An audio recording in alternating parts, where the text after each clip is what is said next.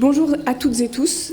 Alors, je suis très heureuse au nom de la FMJF de vous accueillir aujourd'hui pour notre colloque qui est intitulé « Protéger les enfants en 2024. L'Office du juge a réinventé, point d'interrogation ».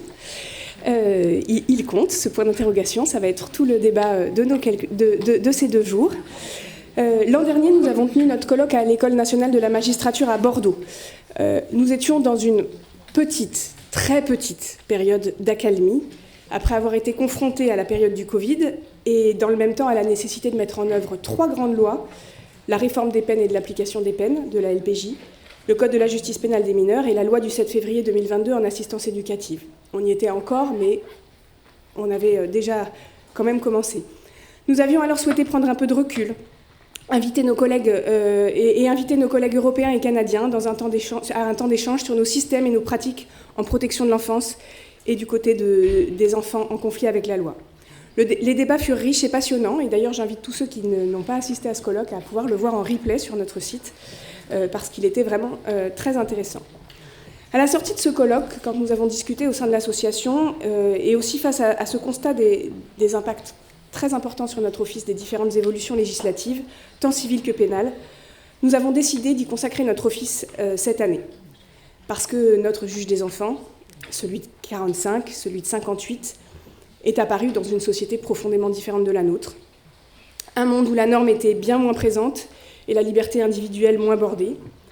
Un monde dans lequel il n'y avait pas de radar, dans lequel il n'y avait pas de siège auto, il n'y avait pas de ceinture, les enfants pouvaient se donner des coups de pied allègrement derrière une voiture à 150 km/h sur l'autoroute, ça ne posait de problème à personne, qu'on pouvait manger des gâteaux faits maison à l'école. C'était un moment où on n'était pas obligé d'amener des savanes lyophilisées. Un monde où la PJJ avait ses caisses noires pour pouvoir faire des activités avec les enfants. Un monde où les tribunaux réglaient leurs problèmes de sous-effectifs en ayant au greffe des agents du Conseil général, en toute impartialité. Un monde où les associations, les services éducatifs gérants des mineurs pouvaient faire des camps sans se soucier des horaires, de savoir si ça allait coller avec le droit du travail. Alors ça peut paraître merveilleux tout ça, mais bon, peut-être ça n'était pas non plus que merveilleux. Dans ce monde-là, le juge des enfants, il était seul face à la famille. Pas de greffier, quasiment pas d'avocat, pas de parquet, une loi très sommaire, de vastes pouvoirs, des décisions qui pouvaient au départ être prises pour un temps indéfini, une ordonnance de placement provisoire qui pouvait être prise pour 6 mois sans audience, avec une figure du juge des enfants qui était celle de l'homme providentiel, un peu sauveur, un peu parent, en charge de régler tous les problèmes, un peu super parent, super éducateur, super psychologue. Certains juges des enfants d'ailleurs accueillaient parfois des mineurs délinquants chez eux, il fut un temps. C'était il y a longtemps, mais il y en a eu. Quand j'étais avec un juge des enfants à Sciences Po, un fils de juge des enfants à Sciences Po, en fait, son père accueillait régulièrement les mineurs délinquants à son domicile. Ça arrivait, c'était pas tous les juges des enfants, mais ça pouvait arriver. Ce juge des enfants faisait preuve de créativité, d'investissement. Il se mobilisait pleinement pour la cause des enfants. La profession a développé une culture empreinte des sciences sociales, humaines, psychologiques. Cette créativité, la souplesse normative de son temps ont contribué au développement des pratiques innovantes qui ont pu entrer progressivement dans la loi.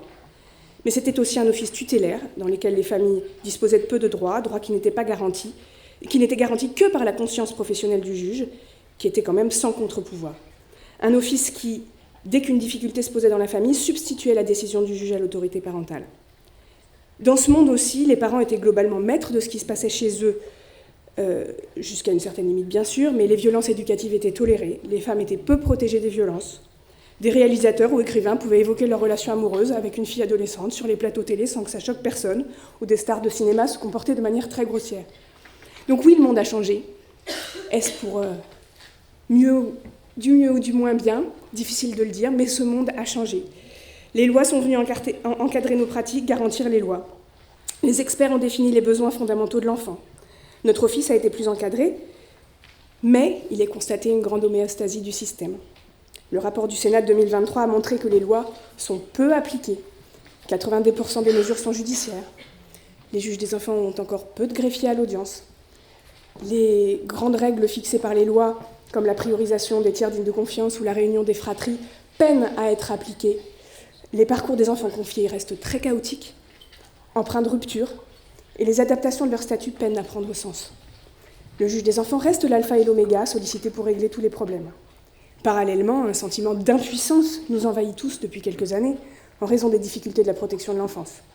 L'inexécution des décisions judiciaires, les délais de mise en œuvre, l'incompréhension parfois, la dégradation des conditions de vie des enfants, les problèmes de recrutement, de formation des travailleurs sociaux nous interrogent sur le sens de notre mission quand nos mesures de protection paraissent moins protectrices pour la famille. Et l'actualité des derniers mois est venue percuter tous ces sujets, avec une crise sans précédent de la protection de l'enfance, une demande de sursaut d'autorité, un regard très critique porté sur les défaillances parentales, porté par cette idée que les pouvoirs publics viendraient tout régler avec une réponse pénale, qu'on peut apporter à tous les problèmes des réponses simples en oubliant la complexité des situations et des relations humaines. Dans ce contexte, la FMJF a pris position très clairement sur la crise de la protection de l'enfance, la dérive autoritaire qu'on veut imposer à la justice des mineurs et sur la pénalisation présentée comme une solution aux maux de notre société. Nous ne cesserons de rappeler, à partir de notre expérience quotidienne aux côtés des familles, des services, ce qui est important et comment y parvenir. L'accumulation de ces événements vient encore plus interroger notre office de juge, ce qu'on fait pour les enfants qui sont en difficulté dans la société, dans leur famille, comment on les protège, comment on accompagne les familles.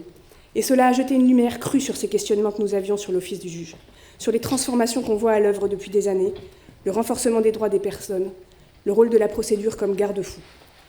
Toutes ces questions et les attentes sociales viennent réinterroger notre rôle et c'est notre responsabilité de le faire et de voir comment nos pratiques humaines peuvent à la fois garder la dimension humaine et la richesse de la fonction tout en répondant aux attentes légitimes du respect des droits des personnes. Le juge des enfants est juge de la société d'aujourd'hui.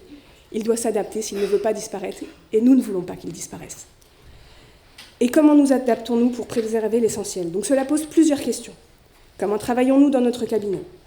Pouvons-nous replacer le juge dans sa mission première de garant des droits, tout en gardant l'esprit du juge des enfants, que nous avons appelé cesbronien en référence à, évidemment, comme tout le monde le sait, chien perdu sans collier, son implication, sa connaissance fine de l'enfant, de son développement et de ses besoins, sa capacité à mener des audiences où la parole circule, où les problématiques sont posées, une parole judiciaire protectrice, mais aussi des changements nécessaires pour la famille. Pouvons-nous agir sur l'homéostasie de notre système, sans craindre les changements nécessaires et en donnant du sens à la garantie du droit des justiciables et au système actuel de protection de l'enfance ? Pouvons-nous inspirer et impulser l'action des services par nos objectifs, par notre capacité à penser l'avenir de l'enfant, non seulement à court terme, mais également à moyen et long terme, en tenant compte de ces trois objectifs tout aussi essentiels, mais pouvant conduire à des décisions diamétralement opposées ? Comment faisons-nous de nos tribunaux un partenaire de la protection de l'enfance pour construire un système global répondant aux besoins de l'enfant où chacun trouve sa place ? On a beaucoup de travail aujourd'hui. Alors que nous avions amorcé cette réflexion sur notre office de juge des enfants, nous avions été très intéressés par la démarche de prospective menée par quelques associations de protection de l'enfance. En effet, la caricature des différentes possibilités d'évolution de notre système agit comme un miroir grossissant qui nous aide à nous interroger. Nous avons donc souhaité commencer cette première journée, consacrée plus spécifiquement à la protection de l'enfance, à la fois par un éclairage historique sur l'évolution de la fonction du juge des enfants, mais également par la présentation de cette démarche de prospective et la manière dont elle peut nous amener à réfléchir sur la place du juge dans ces différents scénarios. Nous ouvrirons aussi une après-midi plus centrée sur l'évolution actuelle de notre office, en accueillant notre nouvelle ministre déléguée à la protection de l'enfance qui pourra nous exposer ce qui est envisagé face à la crise actuelle de tout le secteur. Et nous clôturerons cette journée en accueillant la directrice de la PJJ en ouverture de la journée de demain, plus consacrée à notre office pénal. Je vous rappelle également à tous qu'il vous est proposé de participer au cocktail déjeunatoire organisé à l'ESAT, à midi, à la table d'Émeraude, à 2 minutes du Palais de Justice, et à tous nos adhérents que nous les invitons à un temps de convivialité pour clôturer cette journée. Donc je conclus donc en accueillant Véronique Blanchard pour cette première intervention. Véronique Blanchard, donc, qui est historienne, qui est enseignante-chercheuse donc, à l'université d'Angers, et qui a également été responsable du centre de la PJJ, donc j'ai oublié le nom, le centre Exposition Enfants en Justice, voilà, de Savigny-sur-Orge, donc qui connaît bien la PJJ, qui connaît bien l'enfance en danger, l'enfance délinquante, et qui va ouvrir cette journée par une approche historique sur l'évolution de la fonction.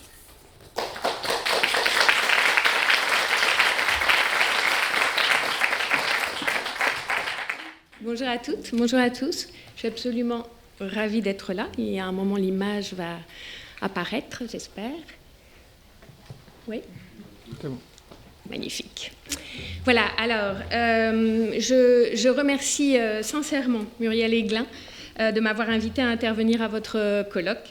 Ce n'est pas ma première intervention dans le cadre de vos journées annuelles, mais je dois dire que ce matin, je suis particulièrement impressionnée, car il est tout de même sacrément hardi de venir évoquer l'histoire de la justice des enfants devant une assemblée quasiment exclusivement composée de juges des enfants, sans être soi-même juge des enfants. Mais bon, je vais malgré tout tenter de répondre à la demande qui m'a été faite pour cette intervention, c'est-à-dire de réinscrire la figure du juge des enfants dans l'histoire. L'histoire d'une justice spécialisée pour les mineurs, qui est incarnée par cette figure du magistrat de la jeunesse spécialisé, prenant sa place au tribunal pour enfants à partir de février 1945. Je vais tenter aussi, pour une fois, de ne pas respecter les règles universitaires de l'exposé historique, un plan en 3 parties, fait de 3 autres sous-parties, pour vous proposer plutôt une anamnèse de votre profession.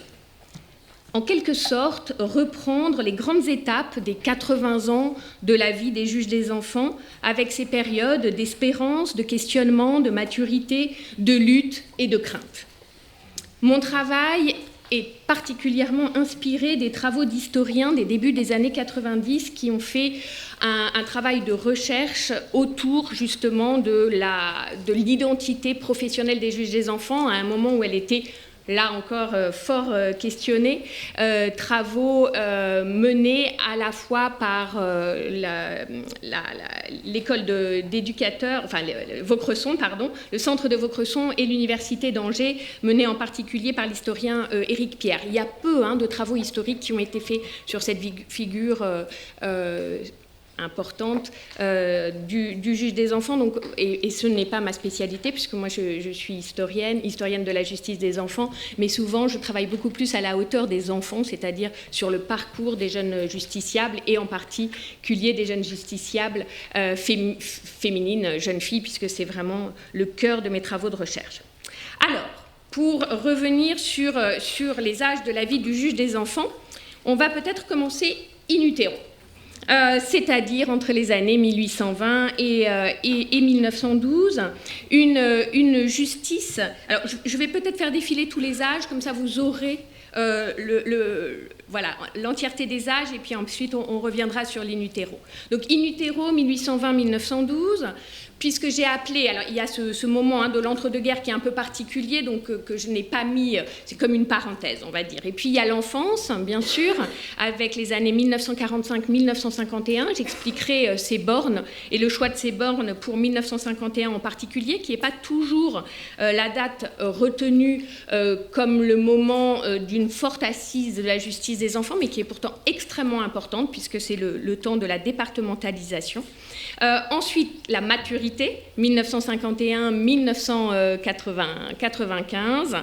Et enfin, on pourrait appeler ça la crise de la cinquantaine, à partir du milieu des années 90 jusqu'à aujourd'hui. Voilà, c'est ce plan que je vous propose pour essayer de vous retracer cette histoire du juge des enfants à travers l'histoire de la justice des enfants. In utero. 1820-1912, la mise en place d'une justice spécialisée ante-juge des enfants. Alors, ce n'est peut-être pas des éléments que vous avez tous et toutes en tête, mais la justice des enfants, je suis désolée de vous le dire, ne commence pas avec le juge des enfants. Elle commence donc au XIXe siècle, au moment où on va se poser la question de la nécessité d'une spécificité de la justice des mineurs par rapport à celle des majeurs.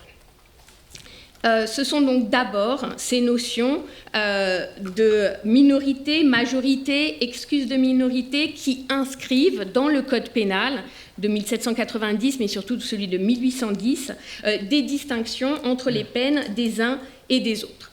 Alors, c'est des notions évidemment très importantes, je le redis, 1810, ce moment où le législateur considère qu'on ne peut pas juger et donc punir de la même manière un enfant qu'un adulte, un mineur qu'un majeur. Et on voit à quel point ces notions sont au cœur des débats actuels, puisque même cette notion d'excuse de minorité semble pouvoir être remise en cause régulièrement par les pouvoirs publics. Pourtant, cette nécessité de juger les mineurs de celle des majeurs. Je le répète, mais elle est vraiment présente. Là, il y a le moment difficile de l'ouverture de la bouteille d'eau. C'est mieux les gourdes, je crois, mais excusez-moi. Donc, cette nécessité de juger différemment les enfants des adultes est extrêmement centrale, puisque c'est celle qui met en place une justice spécialisée dans notre pays. Ce moment où on réfléchit à des modes de sanctions différentes pour les mineurs que pour les majeurs, ce moment où on explique que donc un mineur, et en 1810 un mineur est un enfant de moins de 16 ans, va être jugé à la moitié de la peine de manière automatique par rapport à celle d'un majeur. C'est aussi une période, donc à partir des années 1810-1820, avec une forte progression dans les années 1840-1850, l'idée aussi que non seulement les peines doivent être différentes en termes de quantum, mais elles doivent être aussi différentes en termes de prise en charge. C'est-à-dire qu'on va imaginer, en ce cœur du XIXe siècle, des modes d'intervention auprès des enfants différentes de celles des adultes. La prison ne peut plus être le seul lieu de la punition. Et d'ailleurs, on imagine dès les années 1820 que la prison ordinaire, avec des enfants mélangés aux adultes, ce qui est le cas de la France à cette période-là, et je dois vous redire, je pense que tous ceux qui sont dans cette salle ont cette notion dans la tête, mais bon, ça va toujours mieux en le répétant, au XIXe siècle, on n'a pas d'âge minimum de l'incarcération des enfants. On peut incarcérer un enfant à l'âge de 3, 4 ou 5 ans, l'incarcérer en prison. Il faut attendre le pas d'après qu'on va voir tout de suite, 1912, pour que cet âge de l'incarcération minimum soit fixé à 13 ans.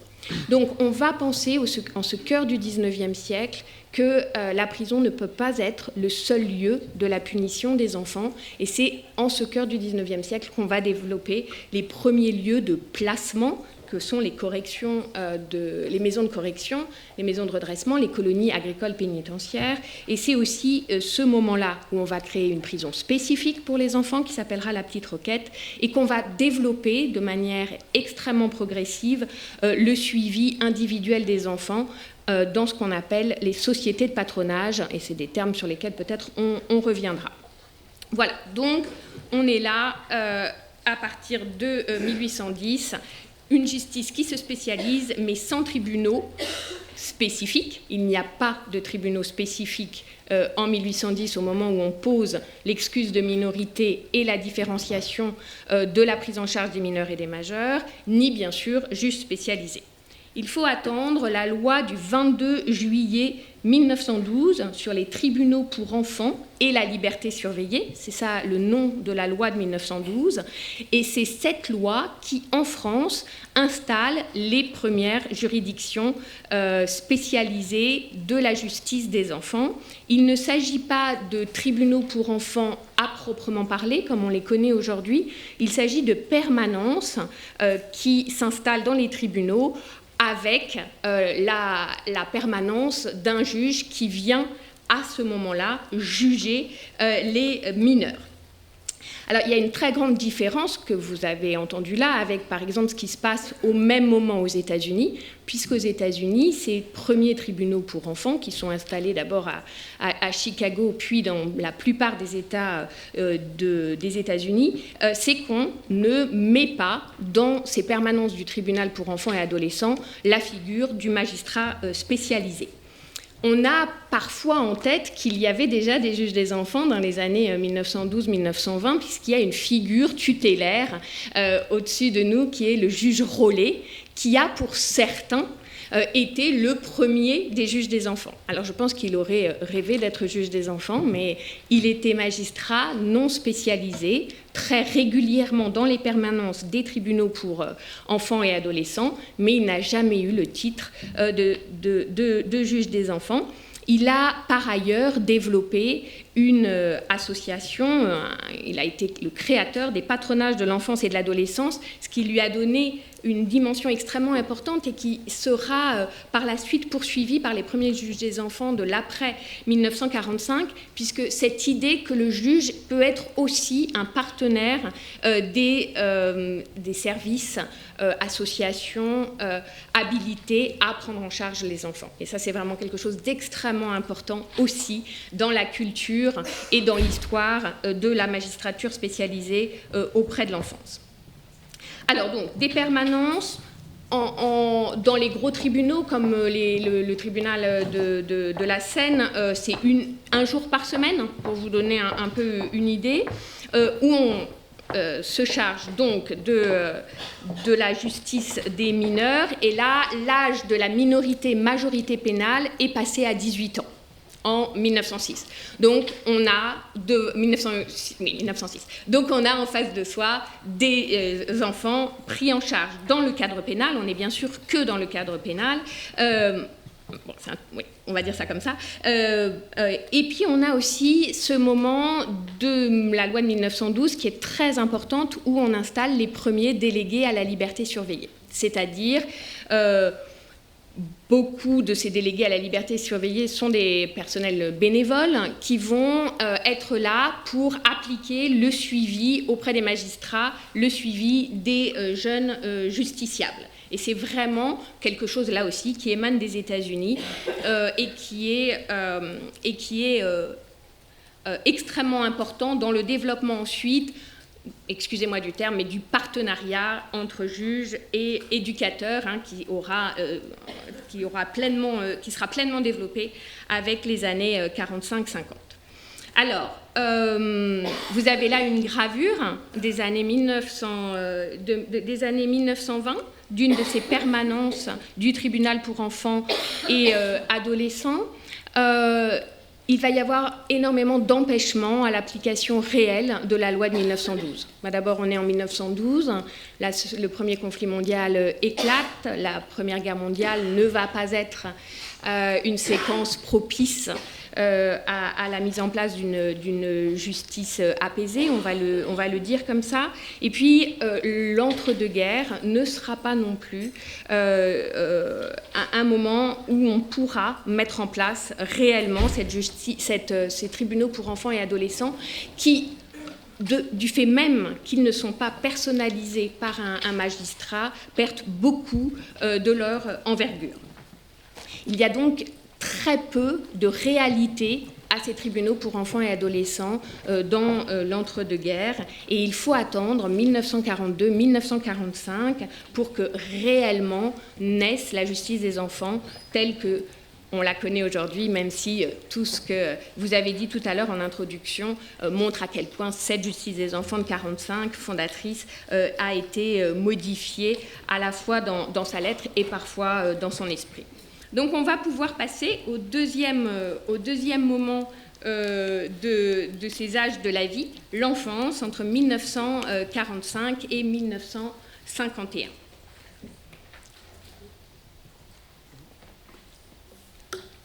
Alors je pense que c'est très important de prendre un temps sur ce que j'ai appelé là le moment 45. La justice des enfants et les juges des enfants naissent en 1945 et je suis historienne, je pense que le contexte est toujours extrêmement important pour expliciter des décisions et des créations telles que le métier de juge des enfants, la profession de juge des enfants, qui va d'ailleurs être concomitant à la création du métier d'éducateur et d'éducatrice qui n'existait pas non plus avant 1945. Alors, c'est quoi ce moment 45 ? Vous l'avez en tête, mais c'est toujours là aussi important de le replacer autour de cette question de la violence juvénile, de la délinquance juvénile, d'un contexte traumatique d'un second conflit mondial, tel que vous le connaissez. On est en février 1945. On est donc, vous l'avez là aussi en tête, avant véritablement la fin du conflit. On a une France à reconstruire, on a besoin de toutes les forces pour y parvenir, et véritablement, je crois qu'on peut dire que en 1945, la jeunesse apparaît comme une promesse pour la reconstruction de ce pays. La jeunesse n'est plus une menace comme elle a pu l'être à certains autres moments de l'histoire, fin du XIXe siècle, début du XXe siècle. Elle est au contraire, cette jeunesse, elle incarne l'idée d'une espérance, d'une France qui pourrait, suite à 2 conflits, se reconstruire. Cette nécessité de réparer le pays ouvre la voie, disent certains historiens, à un moment qui pourrait être un moment de contrat social. C'est-à-dire que les adultes de 1945, qui viennent de vivre le trauma de 1945, vont considérer que l'état de la jeunesse, et je vais dire un mot sur l'état de la jeunesse à ce moment-là, est de leur responsabilité.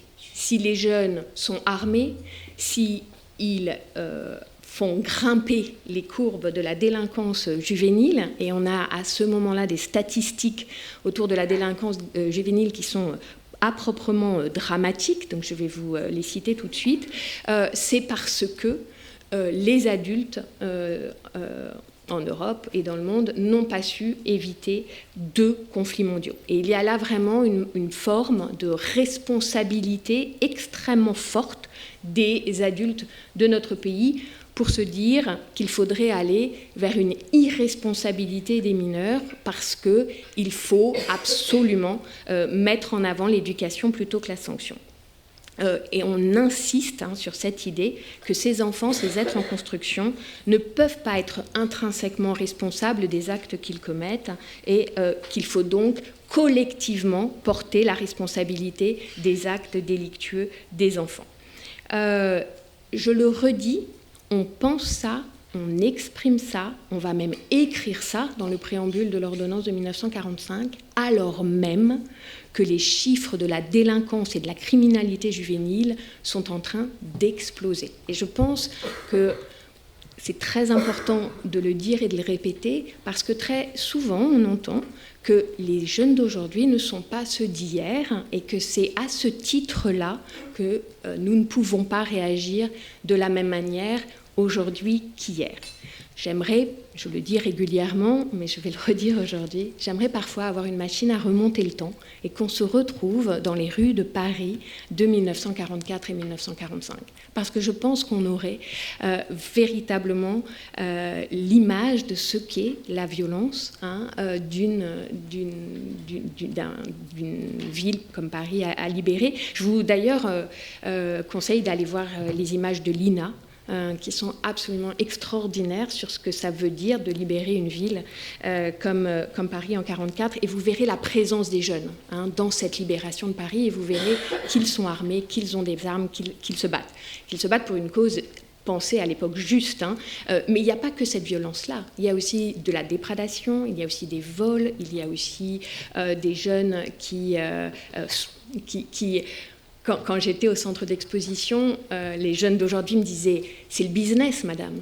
Oui, c'est le business. C'est le trafic des tickets de rationnement, c'est la survie, c'est le mode survie. Et c'est donc une violence juvénile extrêmement importante dont on s'inquiète. Première grande figure qu'on va voir tout de suite du juge des enfants, le juge Jean Chazal, qui est vraiment celui qui va être représenté, comme on le verra tout à l'heure, par Jean Gabin dans Chien perdu sans collier, Cesbronien, parmi les Cesbroniens. Jean Chazal est très inquiet des chiffres de la délinquance en ces années 45-46. Il dit, en même temps que son ami et éducateur Joubrel, qu'il y a plus de 35 000 jeunes qui ont été présentés devant les tribunaux en 1945, qu'on dénombre 50 000 enfants inadaptés et près d'1 million privés de milieux éducatifs dignes de ce nom. Et ce sont des chiffres qui sont repris par l'administration, comme l'administration de l'éducation surveillée, l'ancêtre de la protection judiciaire de la jeunesse, qui disent là aussi, alors il y a des décalages bien sûr entre les chiffres, 35 000, 50 000 du côté de Joubrel et Chazal, 20 000 du côté de l'éducation surveillée, 20 000 jeunes de moins de 18 ans jugés pour l'éducation surveillée, mais ce sont des chiffres extrêmement importants. Et surtout dans un contexte de fin de guerre, dans une désorganisation importante du système judiciaire. Et pourtant, cette hausse de la délinquance juvénile va être admise, je crois qu'on peut le dire comme ça, par les contemporains, dans un principe assez intéressant que développe Tocqueville pour d'autres situations, c'est-à-dire que dans une ambiance totale de violence, la violence juvénile n'apparaît pas comme forcément extrêmement inquiétante. Dans un monde d'extrême violence, la violence est plus admise. C'est un principe que développe Tocqueville et qui me semble très intéressant en termes d'analyse historique, parce que d'une certaine manière, on pourrait dire que dans une société plus pacifiée, moins violente, alors la violence apparaît plus problématique et plus inquiétante. Plus il y a de violence, moins on voit la violence, moins il y a de violence, plus on est sensible à la violence, si vous voyez ce que j'essaye de dire. Donc, la réaction du gouvernement provisoire à ce moment-là, mais finalement, c'est aussi une réaction d'une forme de continuité avec cette idée qu'il faut donc soigner, sauvegarder la jeunesse, sans oublier que ce moment fondateur du 2 février 1945 est en fait dans la continuité de l'ordonnance de 1942. Alors on ne l'a pas toujours en tête, mais les premières pierres de l'ordonnance de 1945 sont posées par le garde des Sceaux du gouvernement de Vichy, Monsieur Barthélemy, avec une loi en 1942 qui ne sera jamais promulguée. Monsieur Barthélemy sera démis de ses fonctions avant que la loi soit promulguée, mais l'écriture de cette loi de 1942 par des hommes et des femmes de l'entre-deux-guerres a mis en place l'architecture de la loi de l'ordonnance de 1945. On ne le sait pas toujours, on n'y insiste pas toujours. Je vous renvoie aux écrits de Michel Chauvière sur cette question-là qui sont extrêmement éclairants. Alors, cette ordonnance... oui, alors, bon, là aussi, peut-être que, excusez-moi, je vais un peu vite dans mon propos, je vais vous exposer les différents points que je vais développer, puis ensuite j'enchaînerai. Donc, le moment 45, celui que je viens de vous présenter. Ensuite, on va aller vraiment dans le cœur de la création des premiers juges des enfants, voilà, du quotidien de ces premiers juges des enfants. Rappelez tout de même que le juge des enfants ne se conjugue qu'au masculin, au moins jusqu'aux années fin des années 60. Donc c'est un homme que le juge des enfants. Et puis voilà, ça c'est les 3 points qui me semblaient importants. Alors, l'ordonnance de 1945. Je vous ai mis ici, moi ça me touche toujours, les archives, donc une archive extrêmement émouvante qui est l'exposé des motifs de l'ordonnance de 1945 avec encore à la marge les différentes annotations avant promulgation.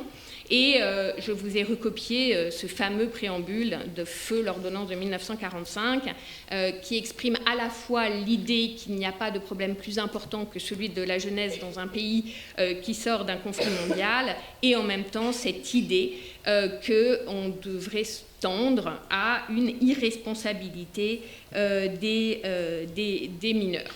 Irresponsabilité qui sera très vite abandonnée.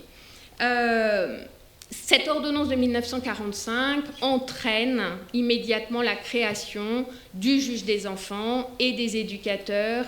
Là aussi, on va parler d'abord des éducateurs, les éducatrices viendront un peu après, des éducateurs de l'éducation surveillée. Et ce couple-là, si j'ose dire, est vraiment à l'origine de la mise en place d'une juridiction spécialisée avec des professionnels spécialisés. Alors, il faut le dire tout de suite, au départ, les juges des enfants sont considérés non seulement comme le juge des mineurs, mais aussi comme un juge mineur. C'est-à-dire qu'il y a vraiment à la fois un soutien de l'opinion publique vis-à-vis de ce nouveau magistrat, mais une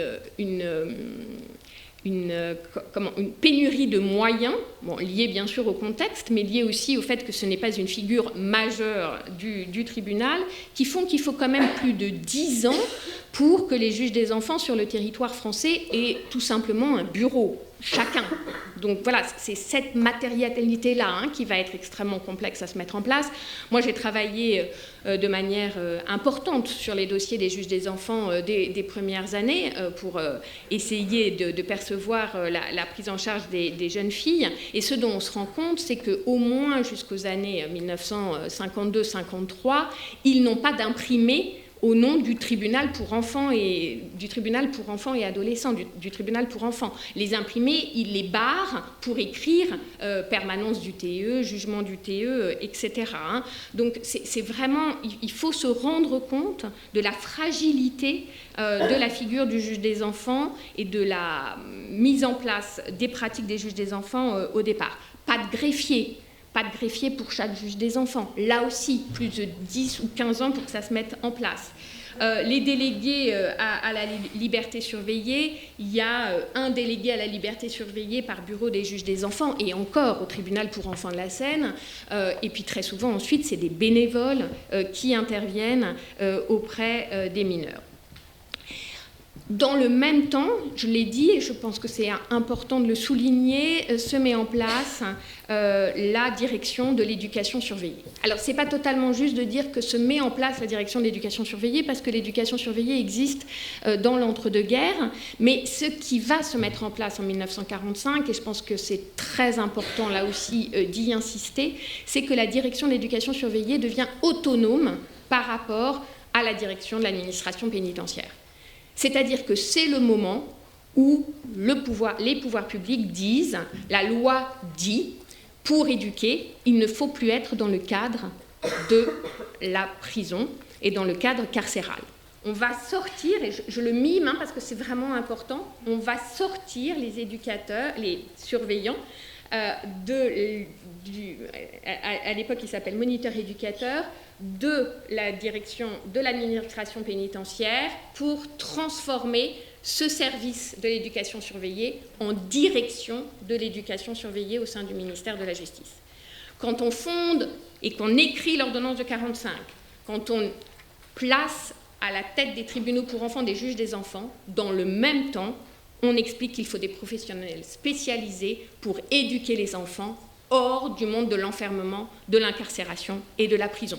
C'est l'identité même des professionnels éducatifs que ce moment où l'éducation surveillée devient autonome par rapport à l'administration pénitentiaire, ce moment où la justice des enfants est incarnée par des hommes, des magistrats spécialisés qui ne vont faire que de la justice des enfants.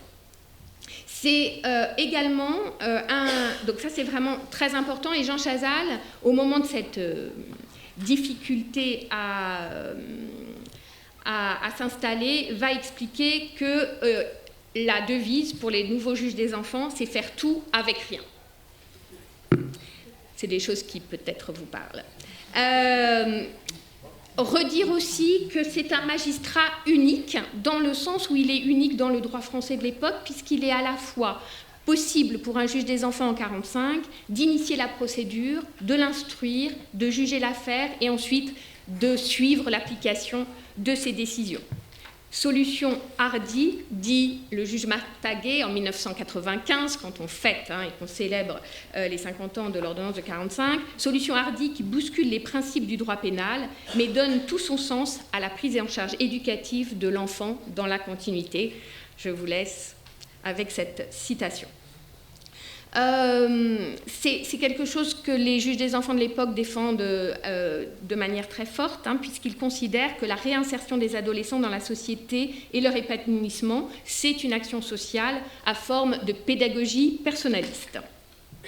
Alors, c'est donc un juge des enfants qui opère de manière particulière, puisque ces jugements, encore une particularité du juge des enfants, et le voilà, notre juge cesbronien, Gabin, dans Chien perdu sans collier, il exerce à la fois au tribunal, en audience, et dans son cabinet.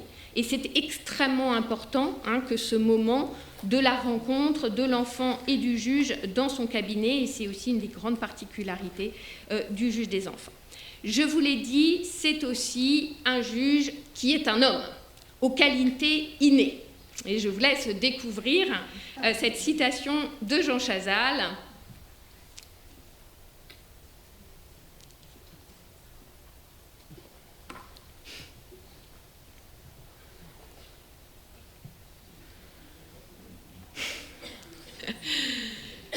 Alors Jean Chazal était peu enclin à l'idée que des femmes deviennent juges des enfants.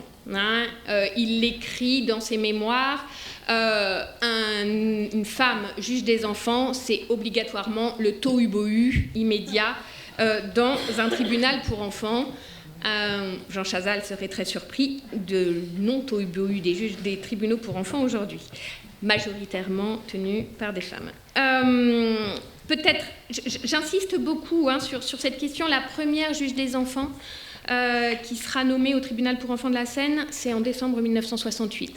Or, la magistrature est ouverte aux femmes dès 1946. Pour Jean Chazal et pour les contemporains, il faut une force de caractère tout masculine pour être juge des enfants. Là encore, il serait extrêmement surpris aujourd'hui. Et j'insiste parce qu'on a vraiment, dans ces premiers tribunaux pour enfants et avec ces premiers magistrats de la jeunesse, un homme entouré de femmes. L'homme est celui qui décide, qui juge, qui arbitre. Les femmes, elles, organisent, conseillent, exécutent. Elles sont à ses ordres. Les hommes commandent et les femmes font. Les dispositifs genrés, et j'insiste sur le mot, est en place, chacun tenant le rôle attendu. Le juge des enfants, en bon père de famille, préside à la destinée des enfants. Les auxiliaires de justice, en bonne mère, restent au second plan. Les mains dans la pâte, avec un zeste de dévouement et une forme d'abnégation. Pardon. L'homme est à sa place de décideur, la femme est dans celle du soin, on dirait aujourd'hui du care et de l'attention.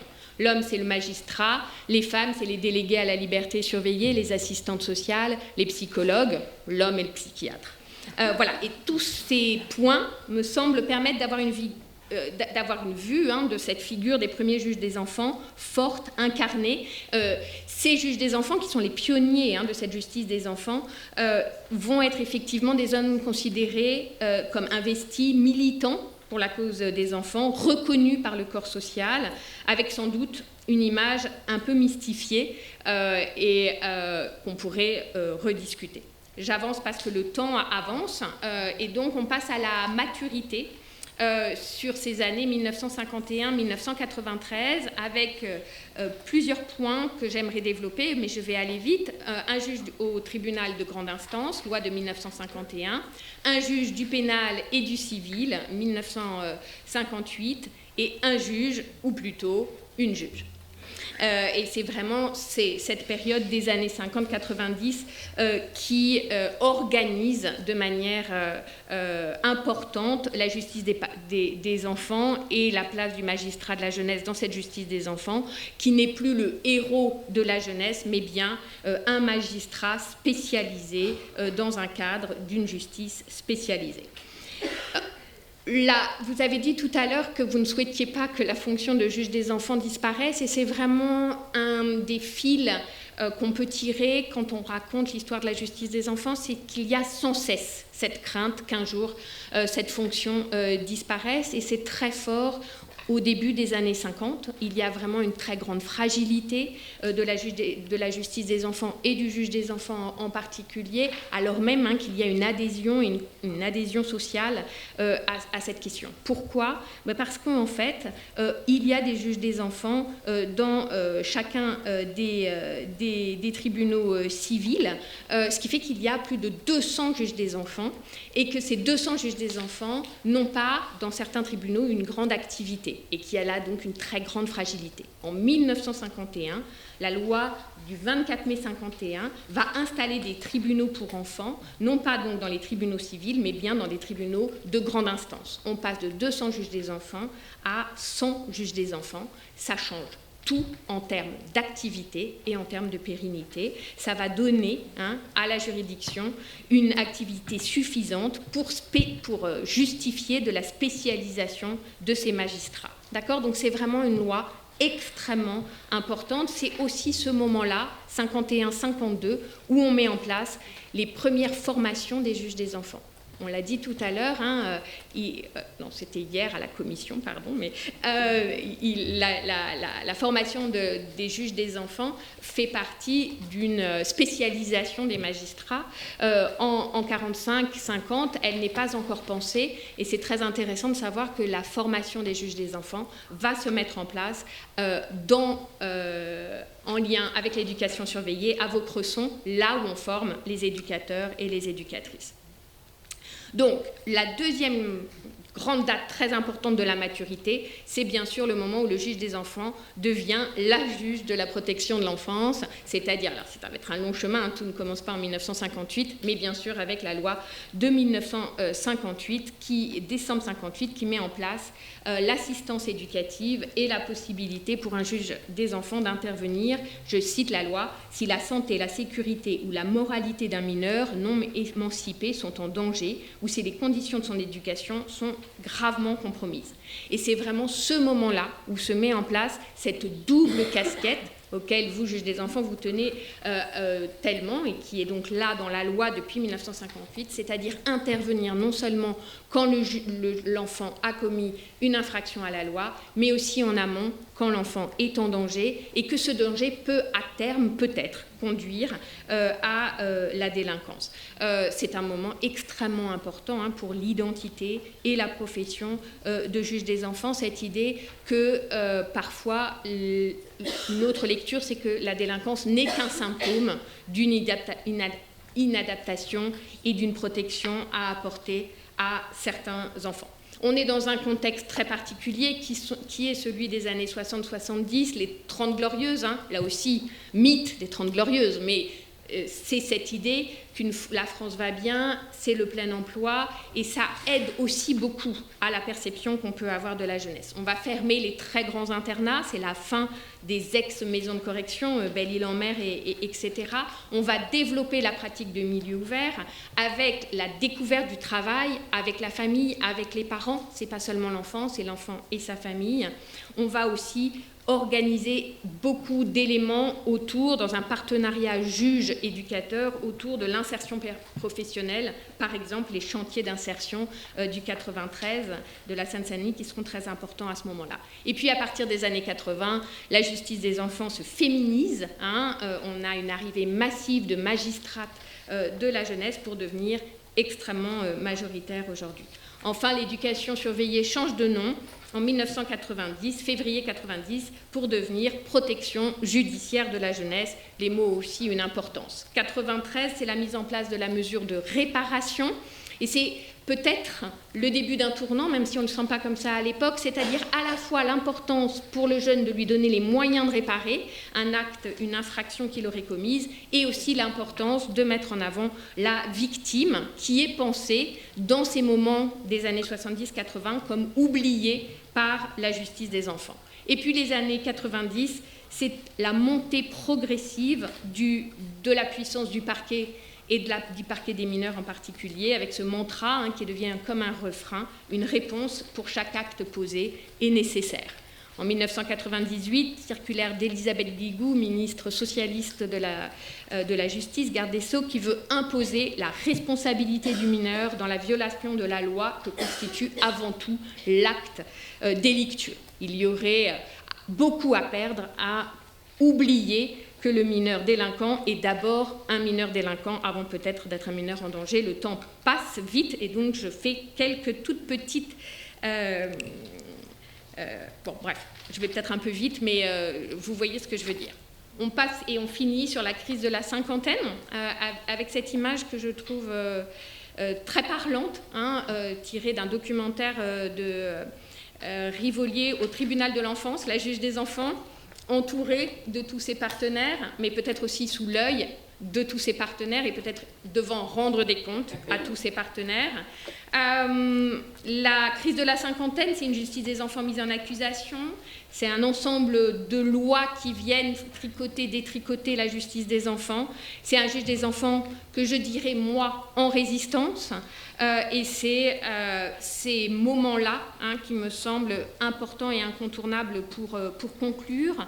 On peut dire que ces années 2000 vont modifier en profondeur les pratiques des magistrats de la jeunesse, que le débat autour de la dangerosité des plus jeunes vont entraîner une demande sociale de toujours plus de répression. On se trouve et on revient sur la question du contexte, dans un contexte dit de plus grande insécurité. Non pas au sens, à mon avis, d'une explosion des chiffres de la délinquance et en particulier de la délinquance juvénile, mais bien plutôt d'un sentiment général d'insécurité lié à la crise économique, écologique, diplomatique, terroriste. Et donc la jeunesse devient un sujet de crainte et de peur, surtout dans certains territoires dits de la relégation. Et les magistrats seraient, face à cette soi-disant plus grande violence des jeunes, d'un laxisme coupable. Les faits divers des années 2000, 2005, les attentats de 2015 vont entraîner des bouleversements législatifs d'envergure. Alors je ne vais pas revenir dessus parce que vous les connaissez pour le coup mieux que moi, je les ai notés là, mais c'est vraiment extrêmement important et très impressionnant. Et je pense que les historiens de demain et d'après-demain travailleront sur ce moment très particulier de l'accumulation des lois autour de la justice des enfants. C'est un inventaire à la Prévert qui pourrait faire sourire s'il n'était pas l'indice que les pouvoirs publics, politiques sont régulièrement tentés par des réponses, je vais utiliser le terme, simplistes, entre guillemets répressives, entre guillemets simplistes, pour des situations pourtant extrêmement complexes. Relégation dans les périphéries urbaines, chômage de masse, trafic de drogue internationale, système de protection de l'enfance en très grande difficulté, comme on le voit et on le sait aujourd'hui. L'historienne que je suis reconnaît ici la tentation régulière du politique de focaliser sur les faits divers et de répondre à la peur sociale par des réponses rapides et parfois, et là aussi je dirais le mot, populistes. Ce contexte social et politique entraîne des modifications conséquentes du travail et des missions des magistrats de la jeunesse. Les juges des enfants se retrouvent souvent en première ligne et doivent modifier leurs pratiques au détriment parfois de leur expérience. Cette expérience, plus de 80 ans, devrait tout de même permettre au pouvoir public de vous écouter, comme hier lors de la commission sur les manquements de la protection de l'enfance, afin de pérenniser l'éducation face à la sanction brute, sèche, qui a montré dans l'histoire toutes ses limites. Cette journée est, à mon sens, une pierre supplémentaire à la réflexion. Je vous remercie.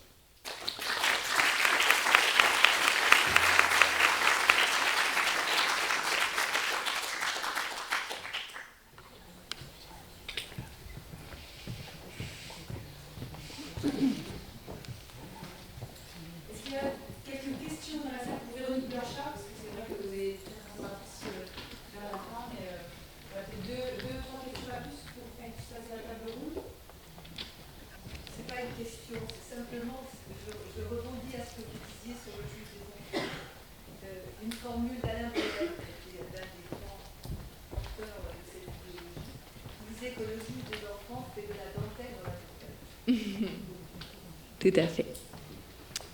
Une grande figure de la justice des enfants mature, on va dire, donc des années 80-90, qui a été aussi, pour beaucoup de juges des enfants, une figure tutélaire, formatrice, puisqu'il avait un grand sens aussi de la formation, de la pédagogie et de la transmission.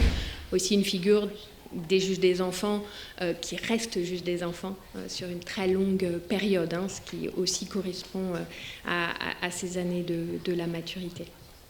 Oui, juste où est-ce qu'on peut trouver les chiffres de la délinquance de 1945 ? Alors, je peux vous donner, là je ne vais pas vous le donner, dans les bilans de l'éducation surveillée en ligne, sur Criminocorpus par exemple, et aussi sur le portail Enfants en justice, il y a une thématique autour des statistiques de la délinquance et de la justice des mineurs, et vous aurez énormément d'articles de l'époque sur ces statistiques. Vous avez tous les écrits de Jean Chazal et Joubrel parlent des statistiques. Mais si tout à l'heure vous le souhaitez, je pourrais vous donner les références exactes.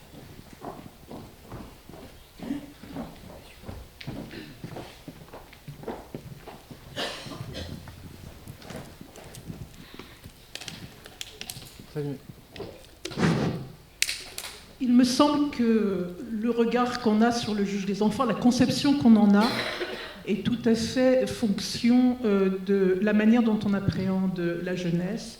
Et il me semble que le tournant, vraiment, c'est les années 90, où on est passé de l'enfant en danger à la conception, à la dualité mineur-auteur, mineur-victime, qui justifierait la partition juge pénal et juge civil. Et je trouve que cette question-là, elle n'est pas assez travaillée à l'heure actuelle. Oui, je suis totalement en accord avec ce que vous dites. Je suis allée vite sur la fin, mais je pense que ce moment-là, où on va expliquer que la pratique des doubles dossiers met à mal une justice pénale qui serait efficace. C'est un peu les termes du débat à l'époque. Et ce mot très juste que vous utilisez de partition, comme s'il y avait deux types d'enfants. Les enfants à protéger, victimes absolues, et les enfants dont il faut se protéger, les délinquants. Voilà, avec une séparation de ces deux catégories qui me semble extrêmement délicate et contre-productive, réellement. Voilà. On apprenait, quand j'ai pendant une quinzaine d'années été éducatrice à la protection judiciaire de la jeunesse, lors de ma formation, on m'a très vite expliqué que mineur délinquant, ça ne voulait pas dire grand-chose. C'était un mineur qui avait commis des actes de délinquance. Je ne suis plus du tout sûre qu'aujourd'hui, on soit là, dans ces termes-là du débat et de la formation. Le mot de mineur délinquant est devenu un mot extrêmement utilisé et peu réfléchi. Je suis tout à fait d'accord avec vous. Il y a beaucoup de travaux encore à mener sur toutes ces questions-là.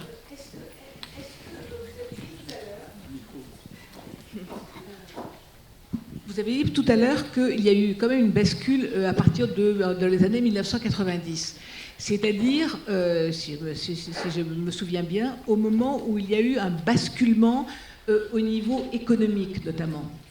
Est-ce qu'il y aurait des articles auxquels on pourrait se référer sur ce sujet-là, tout à fait spécifique, donc, de cette transformation de l'œil de la société concomitamment à la crise économique? Oui, tout à fait. Il y a des travaux. Alors là, on est entre histoire et sociologie, et donc on est plusieurs à avoir travaillé sur ce moment des années 90 où le contexte économique et social va jouer sur, et vous aviez tout à fait raison en le disant, sur le regard qu'on a sur la jeunesse. Tout dépend du regard qu'on a sur la jeunesse pour ensuite comprendre les lois et les institutions qui vont réguler cette jeunesse. Et là encore, je vous donnerai les travaux tout à l'heure. Mais il y a des travaux à la fois, là, c'est ça qui est intéressant, des sociologues et des historiens sur ce moment de bascule et sur ce contexte économique et social de l'époque. Merci beaucoup. On va passer. Merci beaucoup, Véronique Blanchard.